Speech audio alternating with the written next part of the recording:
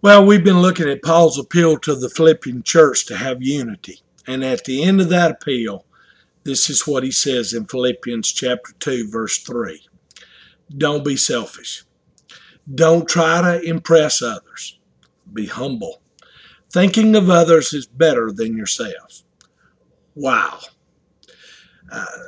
I got to tell you, this reflection devotion today just hits you square between the eyes. Anybody reading this ever have a problem with being selfish? Now, come on, be honest. This is a passage that we all need to read on a daily, if not hourly, basis. The English words speak for themselves. Don't be selfish. Don't try to impress others. Be humble. Thinking of others is better than yourself. But let's take a deeper look at what Paul is saying. He literally says, do nothing out of selfish motives. Let's don't pass over that word, do nothing, too fast. In the Greek, the word for nothing is the word meidais. It means not even one single thing. It's a very strong word. Paul is saying that selfishness cannot touch even one single area of our lives. It's not that most of the time we're other-centered. Paul is saying selfishness is wrong in any situation. Literally, the word says, not even once. What are we supposed to avoid on every single occasion? The word translated here, selfish, is the word erithia. It alludes to ambition or a sense of rivalry. It's used to describe the act of self-seeking or even a feud. Ancient Greeks used this word to describe mercenaries who were just hired guns. They did what they did without care or concern about the outcome. They were just hired guns who did what they did solely for the money. They had no interest in the cause they were fighting for. They were just in it for selfish purposes only. Paul is saying that our motives for what we do are extremely important. Let me ask, why do we do what we do?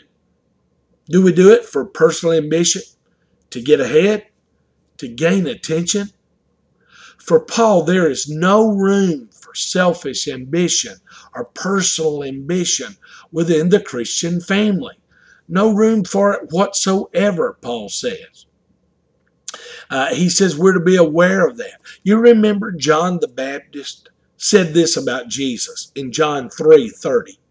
He, Jesus, must become greater and greater, and I must become less and less. In other words, it ain't about me, it's about him. So often in Christian circles, we get on personal agendas. Factions and rivalries come up with our personal relationships, and it causes factions and, yes, even sometimes feuds. Paul said there's no room for that in the body of Christ. He said do nothing out of that spirit. Paul's own life was a personal example of this. In the city of Corinth, some of the people wanted to follow the first preacher who came to town, Paul. Some wanted to follow the second preacher who came to town, Apollos. So this is what Paul wrote them in 1 Corinthians 3:3-5. He says, you are still worldly. For since there is jealousy and quarreling among you, are you not worldly? Are you not acting like mere men? For when one says, I follow Paul, and another says, I follow Apollos, are you not mere men? What after all is Apollos, and what is Paul? Only servants, through whom you came to believe, as the Lord has assigned to each his task. Paul said that rivalry spirit or faction spirit is worldly and non-Christian. Again, it's not about me, it's about him. Now back to Philippians, he says, we're not even to try to impress others. The Greek word is kenodoxia. Does doxia sound familiar to you? Have you ever heard the word doxology? It's a song of praise. Paul is saying, don't try to get people to sing your praises. Don't work for cheap pride or affirmation.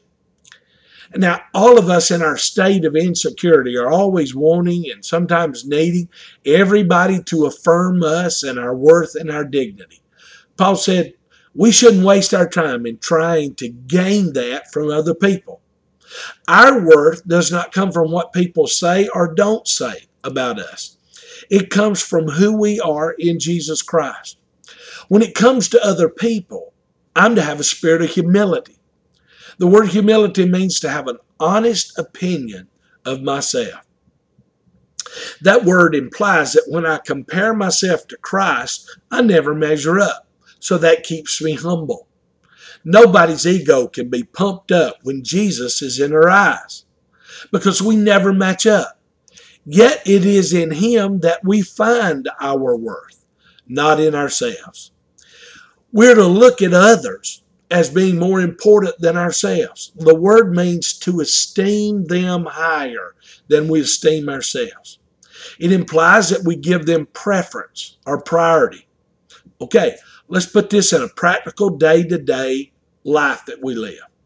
If you've got a spouse or a business work partner or a co-worker, who comes first in your mind? You or them? Most couples, most businesses fight over control and prominence.